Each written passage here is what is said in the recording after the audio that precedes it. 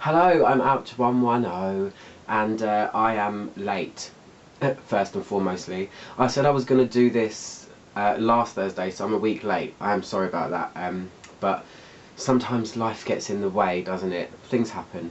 I went away last weekend and it broke me emotionally and physically and financially. I went away with my friend, so yeah, I'm kind of doing it a week late, but I'm still here, I'm still doing it.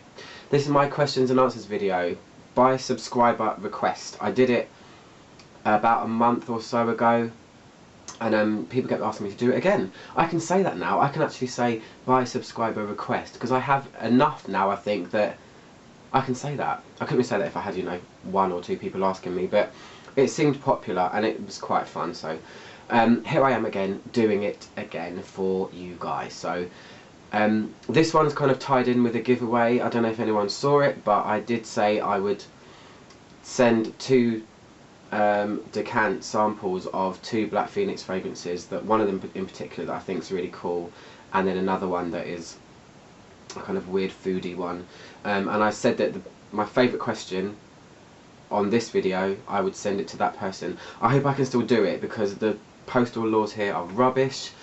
They just keep cracking down on the UK so badly. You can't send anything abroad, but there are ways and means to do it, so I will try. Anyway, with no further ado, I've had a few questions, so I'm going to answer them now for you. Question 1.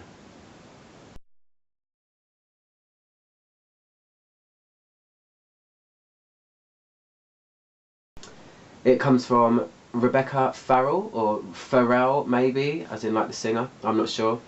It says, not including Buy or DNG Red Cap, if you could bring back 5 discontinued fragrances, what would they be? And then she tells me what hers are as well, which are Fragile by Jean Paul Gaultier, amazing, I love the bottle of that, it's so cool, it's like this snow glowy one. I've smelled that one as well, it's like a amazing tuberosy gorgeousness. Decidella by Nina Ricci, never smelt that. Very Valentino, never smelt that. DNG Feminine, smelt that one. Kind of lemony, citrusy, quite bright fragrance I remember. And Emporio Armani White, I'm not sure what that is, but I'm guessing it's the one where the bottles fit together. I'm not sure. Anyway, mine would be, and you've given me a difficult one there because Buy is my main one, definitely. DNG Red Cap, I've got enough of that to last me 20 lifetimes, so that's fine. I'm okay with that one. Mine would be Tribe by Coty. It was out in the early 90s when I was really young. A lot of the girlfriends I used to hang around with at the time used to wear it, and it was amazing. I can still kind of conjure the image in my head, and I've seen it on eBay now, and it sells for a ridiculous amount. I don't know how it's even smells the same. It must be spoiled, I don't know. I've even seen like the talcum powder. It was just a really cool kind of fruity vanilla floral, which sounds boring by many standards, but it was pretty impressive. I loved it. So that one. Then Dior Essence would be my second one by Christian Dior. You can still buy that, but I'm talking about the pre-formulation because it's my mum's favourite perfume. It's a signature, and she was upset when it got reformulated. She smelled it, she said, oh, it's just not the same. So I would love Dior to just put it back to normal, even though I know it's not usually possible. So I think for her 60th I'm going to hunt her down a pre-formulation and get her a nice big bottle of it so she's got it. The third one would be Chloe Innocence, which is here. I have it, I still have it, but I only have this much. It was discontinued in 1996 and it is just amazing. I gush about it in so many reviews that I do. It's just a really gorgeous, ethereal, powdery kind of hyacinth and honeysuckle fragrance that is just really nice and spring-like. And I've got Energizing by Shiseido, which smells really similar. So if anyone used to love Chloe Innocence, it's an orange light bulb shaped bottle and it smells pretty much the same, but still not quite there. The fourth one would be Sensi by Armani. That I only managed to get kind of a sample of that once, about a 3 or 4 ml sample, so I got to wear it quite a few times, and that one is really cool for Armani. It's one of the softest, most comforting, kind of velvety, cuddly, beautiful fragrances I've ever smelled by that house in particular. And I know a few people that really want that back, and it does get quite a lot of attention on Fragrantica as well. And then the last one is Pink Phoenix by Black Phoenix Alchemy Lab. I've got some of it, but it only came out once in 2005, and it's my favourite Black Phoenix perfume ever. Of all of their ones I've smelled, and I've smelled 400. So it's got sugared pear in it, honeycomb, strawberry, vanilla bean. It kind of smells like doll heads. I know I mentioned that quite a bit as well, but it does. It's just really, really nice. So that's the 5 that I want to be brought back. So thanks, Rebecca, for your question. Next question comes from Amy DeLong. Have you reviewed Flowerbomb yet? In short, no, I haven't. I haven't got it. I would hopefully want to if I could get my hands on a sample, but when I smelled it I wasn't too overly impressed. I know how massively popular it is, but short answer, no, I haven't reviewed it because I don't have it. If I ever get my hands on a sample though, Amy, I will review it. Next question comes from The Real Thing. Good play on words there. It says, I think you mentioned that you are studying to become a nose. Could you elaborate a bit about how you're going about that? Thanks. Well, yes, I can elaborate a bit. I'm studying perfumery with the Perfumery Art School UK.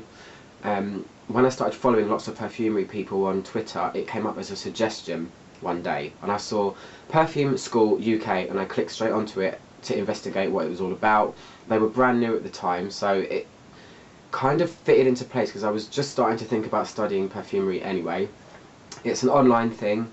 They've got a base in England, and they have my tutor is based in the Seychelles. You do it through Skype meetings and emails, and you get a huge perfume kit when you sign up to it and pay for the course.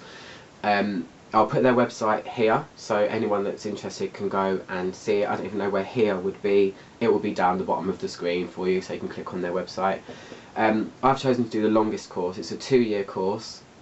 It's got 5 modules, the first 2 being the longest ones. That's really the smelling module and the creation module. I'm going into the creation module now. The last 3 are shorter. They're about the history of perfumery, how to do it as a business, and something else that I can't remember. But if you want to look a bit more into exactly what it is that happens, I've got a student blog, and I blog about it every time I kind of do an experiment or do a next bit of the course. So I'll put my blog down here now as well. It's called The Olfaction Attraction. It's kind of like a diary. I do it as if it's for my own memory really, but I literally document everything, and I take photos, and yeah, it's really good fun. Sometimes it's really challenging. It's hard to, because it's done on your own time, even though you've got a 2-year limit, it's hard to know how long bits are going to take, so you don't know how much time you should dedicate. But the tutors are amazing, and I'm loving every minute of it, and I hope it leads to doors opening for me. So that's the answer to that one. The Real Thing. Thank you. Next question is from Ross NYC, and I've seen your photo before on YouTube, but I can't remember your name, so I'm really, really sorry. But you said,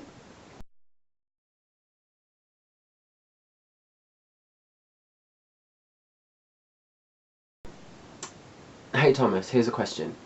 When you do release a fragrance, will it be niche or ... I think yes. I mean, it will probably have to be. I'm not planning to. I don't think I've got the capacity to go into mass-produced fragrances. My goal is to be a niche indie perfumer. Hopefully, you know, if the stars are shining on me and I have enough talent.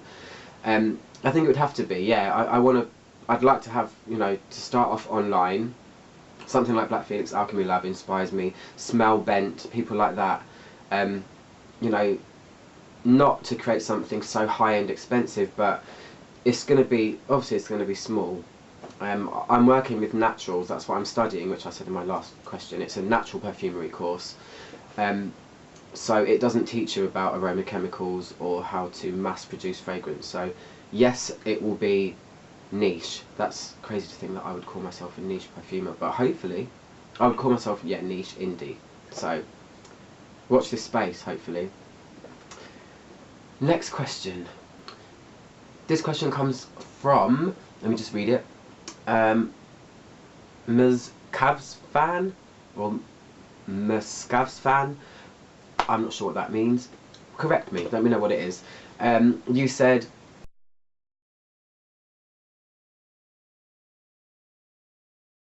I saw you mentioned on Fragrantica that you're currently doing the Insanity series training. Wondering how that's going.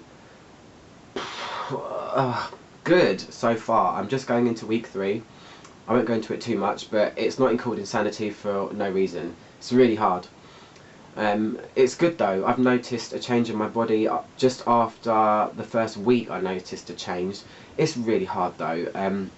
The hardest part is not the actual doing it, it's the time to do it. It's 6 days a week, so like I said, life gets in the way. I see my friends, I want to go out, I work full time, so it's putting the time aside to do it. But when you do it, it's pretty cool. It's really intense though, and I'm only in the first month. I know the second month is going to be really, really hard. So as it stands, I've lost £3, which to some people's standards isn't a lot, but I've noticed a difference in my body shape and my fitness. They make you do a fitness test every 2 weeks, and it's getting better. So I recommend it. Just go for it. But I don't know. It's really hard, but just go for it. Next question. This comes from Tal Mavatov. I've spoken to you before a few times. Your question is,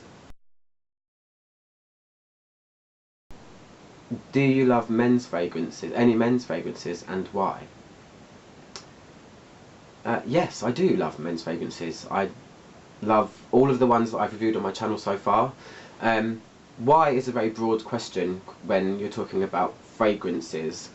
I love men's fragrances for any different and many different reasons. The same reason I love women's fragrances. That's quite a broad question, so it's a very narrow answer. Sorry, but it's true. Anyway, next question. This one comes from Jenny Georgiades. Lovely, sweet Jenny. Hello. You asked me,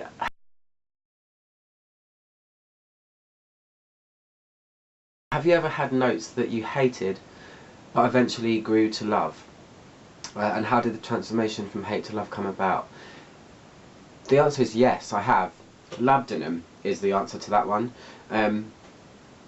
When I first smelled it, when you first smell, because I'm studying perfumery, I'm smelling a lot of things in their raw form, not when they're blended and have been manipulated and changed and just fade into the background or just accent something.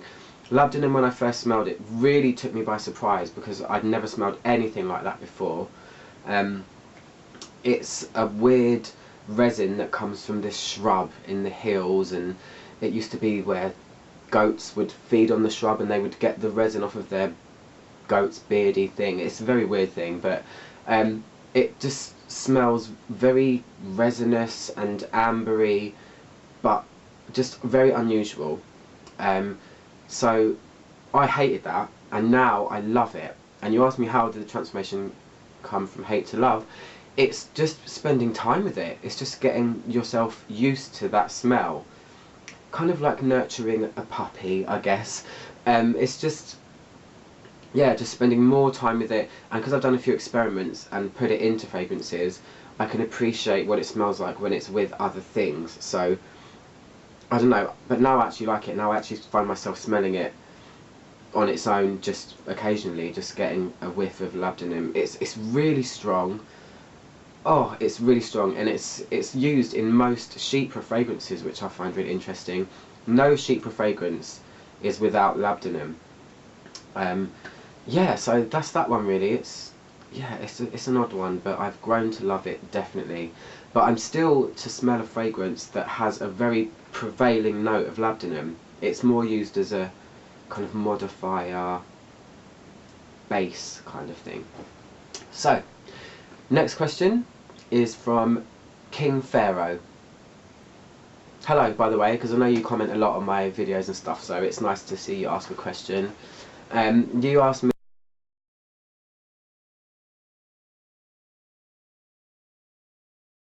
have you found in your experience that you are ultra sensitive to certain aroma chemicals or notes that you could not wear perfumes that contain them? No, is the answer to that. I'm relatively lucky. I've never had a perfume induced headache. I don't have any real allergic reactions to perfumes ever. The only thing I'm allergic to is pollen, which is why I'm a little bit bunged up now, because it's spring in London and you just get over the cold of winter in London and having an actual cold to sunshine is here and flowers, and now I've got hay fever, so I feel like I've got a cold again. But no, the only time I've ever had a headache from smelling something is when I smell my essential oils when I'm kind of training my nose with my course. When you smell essential oils for extended periods of time, I've lost my sense of smell before and I have had headaches, but from perfume point of view as a whole, no, I've never had any kind of sensitivity to anything, so I guess I'm lucky in that way, because I know some people get headaches and have migraines and have to scrub stuff off, but luckily for me, no. That's why I spray so much stuff all over me all the time. So thanks for the question, good one. Next question, Tal Mamatov again. Your question is,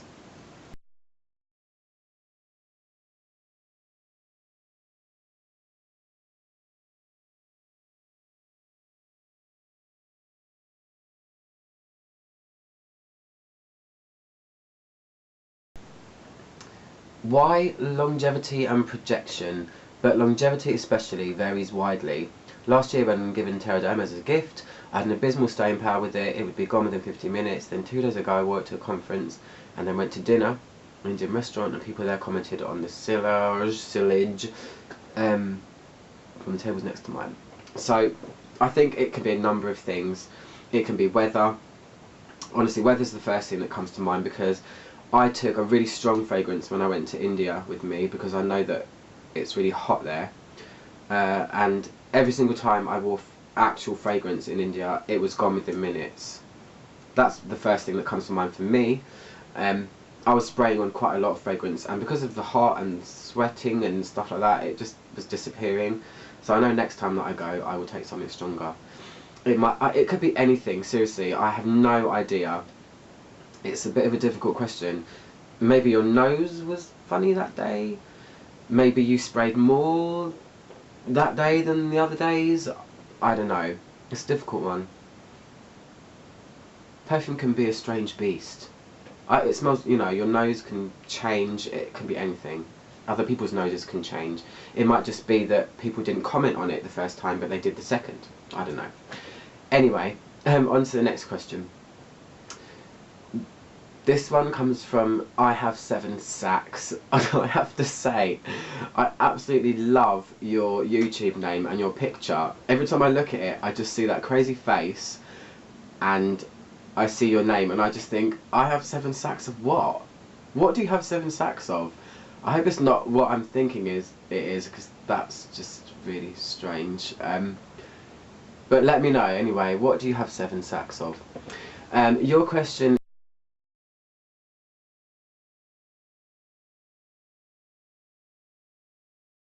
is, has anyone ever given you a greasy look for wearing a woman's perfume? I'm a strong believer in wearing what you like, and I know many women that wear certain men's perfumes. Also, I live in Australia, so I won't be holding my breath for that giveaway, because of our laws are pretty tough on posting perfume too. Sucks, doesn't it? Giving me a greasy look? No. Not to my face anyway. If they did, I'd probably say something back to them. I've had comments before. I've had people in shops, especially, when you go and say, oh, can I just smell that J'adore Dior, please? And then they've said things like, yeah, but it's for women though. And it's like, yeah, I know it is. And they give me a card and I say, no, put it on my skin, and that kind of goes back and forth sometimes. And people that don't really know about my obsession usually say things, but nothing that hurts me. I mean, it doesn't bother me really. one of the managers came over before, when I first started in my new office, and said, you know that's for women, right? The bottle on my desk. And I just went, yeah, I do. Yeah, it's called Tommy Girl. I'm not dumb. But yeah, yeah, never greasy looks, but definitely the odd comment here and there. But oh well, just got to rock what you do, I suppose. Anyway, next question, and thanks by the way, and please tell me what your name means and where it came from, because it makes me laugh and smile every time I see it, especially those crazy eyes that go out to the side like that. Next question. This one comes from Lady D775, and she asks, or he asks, I don't know nowadays if people have got names, what they mean. She asks, I'm going to presume,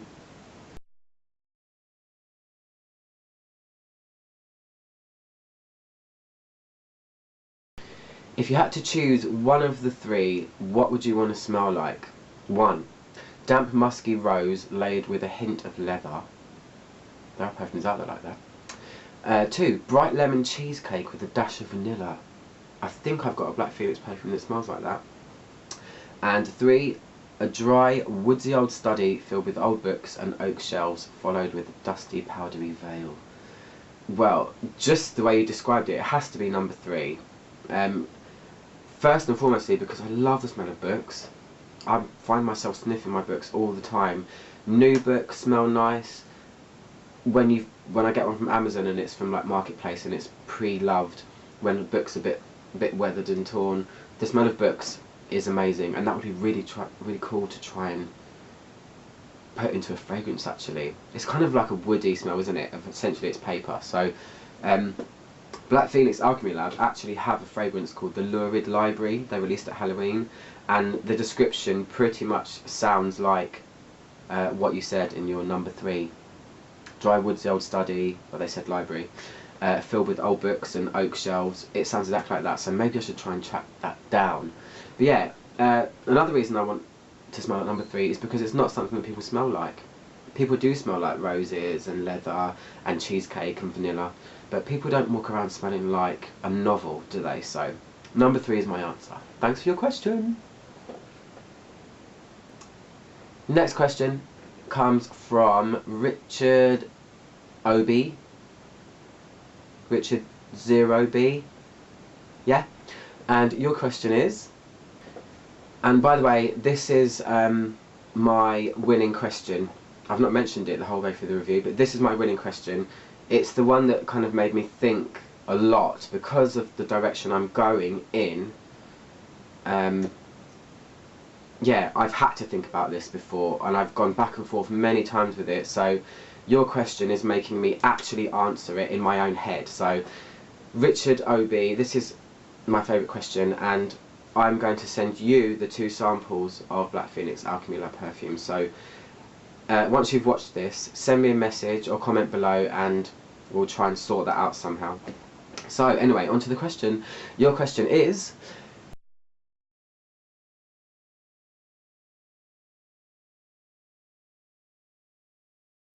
If you were to launch a perfume, what would you call it?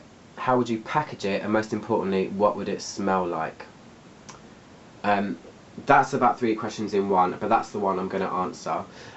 Just quickly though, you asked me after that, if you had to banish a whole perfume house, which one would it be and why? I can't answer that at all. I really can't, because I think that any perfume house has at least got something that someone loves. Personally, there's no perfume house that I dislike that much that I would banish them. I guess I'm just not that... I don't know, I'm just that nice, I guess, I don't know. But anyway, in answer to your first multiple layered question, what would I call it? I've got things jotted down all over the place and things in here about what I would call perfumes and ideas and mood boards and directions that I want to go in. I've thought about so many names, and I'm learning on my course that you have to have an idea. It's like an artist painting a picture. You can't just start chucking stuff in a bottle and hope for the best. You really have to have a vision and choose your ingredients wisely. I'm creating one for working towards my final part of my course, which is called A Ride on a Tuk Tuk. I'm basing it on southern India, and I'm putting in it lotus, which is their national flower. I'm putting sandalwood, of course, because it's India.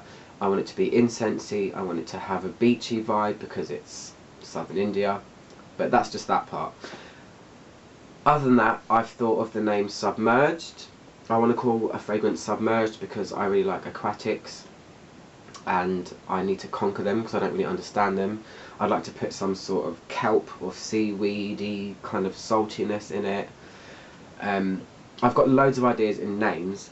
The packaging is the bit that's got me because I go between bling-tastic, ostentatious tat in my head, but when I look at these lovely niche brands that have these simplistic bottles, I think, oh, that's really nice. So it would be somewhere between the two. I like the idea of a very simple bottle with a part of it being frosted with my logo, whatever that might be when the time comes. So relatively simple, but with maybe a corner frosted out in glass with maybe one little bit of sparkly on it, I don't know. I have got thought of a company name as well, but I'm not going to say that, just in case.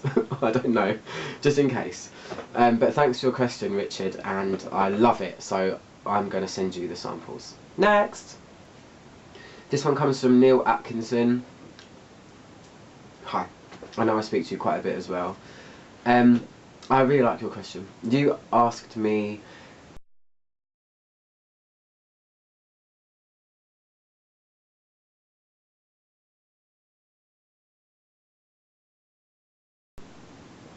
let's just say about 3 years from now and your fragrances like you are very successful, please tell me how you would handle any type of negative criticism. Also, how would you feel when a reviewer chooses to highlight one of your scents for hate or rave? Seriously, think about it. Could be you one day. I'm thinking now, is this because I've been giving not such glittering reviews of Ormond Jane recently? I don't know, it seems like it's come about this time. I've got an answer for you anyway. I think, you know, in 3 years' time, if I'm very successful, which I'm hoping that I am, I feel like if I'm putting myself on a platform and I'm producing a product where it's out there for people to see, kind of like this channel, I'm doing it right now, I'm putting myself out there for people to see, I would not only try to embrace, but I would expect negative criticism. There's no way that everyone's going to like everything. And when it comes to perfume, because it's so personal as well, it can easily just turn someone off straight away. I would try to embrace negative criticism. It's a way to grow, isn't it? You know, that I get thumbs down now on my reviews. I get thumbs down on things like my perfume collection video. I think, how can you thumbs down a collection video? What is it? Do you not like the perfumes that I own? All 78 to 100 of them? Criticism is fine by me. That's what perfume and putting yourself out there is for, I guess. There's a difference between that and just haters. I would never tolerate someone that's just a hater. But you know, if somebody wants to slate a perfume that I created, that's fine. It's not going to be able to please everyone. So that's it really. It could be me one day, and I hope it is me one day. I'm here reviewing everyone's fragrances. I try to be as kind as I can, but if I don't like something, I just don't like it. So I think all's fair in love and war. Thanks for your question, Neil. Next question. This one comes from Sofia Maria. You asked me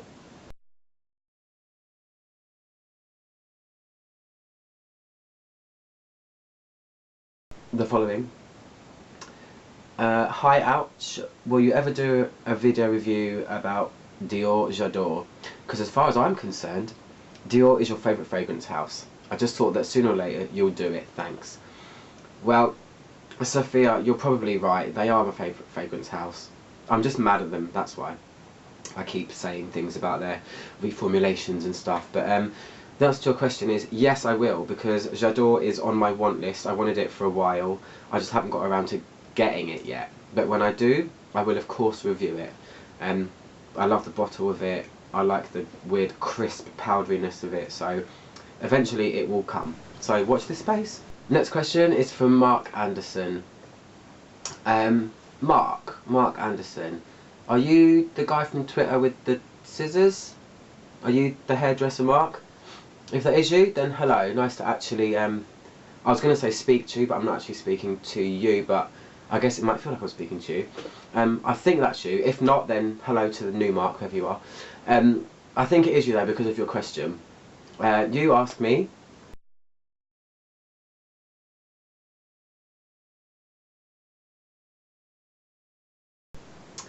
how often do you wear DNG Red Cap, and what occasion do you wear it on? You got me. This is a bit of a weird question for me, only because I go on about Red Cap all the time. It's literally one of the most beautiful things I've ever smelled in my life. It's the fragrance that I own most of in Mills, basically. I've just suppressed a burp, I'm really sorry. But it still kind of scares me. I've worn it out twice since I've started buying it, which was 2 years ago, because it's so incredibly feminine and beautiful that I feel like it's beyond me a little bit. I don't feel like it suits me. I did try to make it my signature once, but then I just got a bit scared of it, so I've worn it out twice, but I've only worn it very sparingly because I know that it's very big and bold and vibrant and just amazing. So the occasion that I wore it on, occasions, one of them was just visiting a friend. I knew I was going to be inside quite a bit. And the first time I wore it was oh god, the first time I wore it was on Halloween 2 years ago, when me and my friends all dressed up in drag, and I thought, okay, I look like a girl, I can pull this off tonight. And that is me laying myself on the line there. But yeah, I still adore it so much, and need to just go for it and just wear it and stop being so scared of it. I usually wear it around the house, so it's wasted. Such a beauty is being wasted inside a house. It's not really wasted, I still love it anyway. So thanks for your question. It just actually made me laugh when I thought about the answer. So anyway, next question. Last question comes from Natalie Patel. It's not even a perfume related question, so anyway, it's a nice way to end the video. You said quite a bit, but then your question was,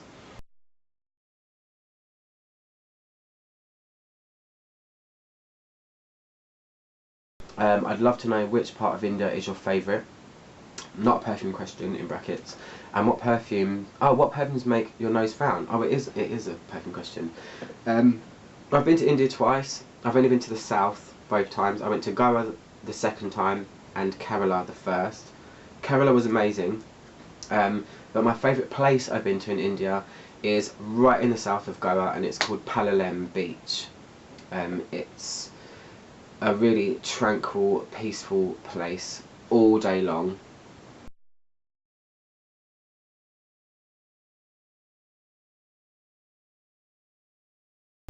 And then fireworks get lit at night by random people. We did it too. We let off lanterns. It was just the most gorgeous, relaxing place ever, and it was just lovely, and I would just go there at the drop of a hat. Yeah, it's right in the south, Palolem Beach, right next to a kind of secret-y kind of beach called Cola Beach, as in Coca-Cola, which had about 5 people on it. It was amazing. So yeah, Palolem is my favourite place. And what perfumes make my nose frown? Loads of them. Things that clash. Things where notes clash not in a good way. Sometimes things can clash, but it still works. Things that just, I don't know, smell. There's a certain, this is going to sound weird, there's a certain type of floral smell that really turns my nose off straight away, and it's the smell of bruised, muddy petals. A lot of florals, well not a lot, but some florals have it in it. It's like the flower petals that have been put in before they were distilled. It's like they were trodden on in a muddy puddle and then put in a perfume. When I smell that in a fragrance, that's when it makes my nose frown. Actually, before I go, I got this. just today I got this. It's a body mist from Bath and Body Works.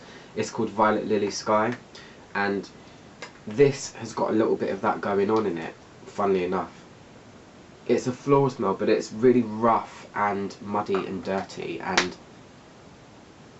that's the smell that I don't like, so don't get that if you want to smell that.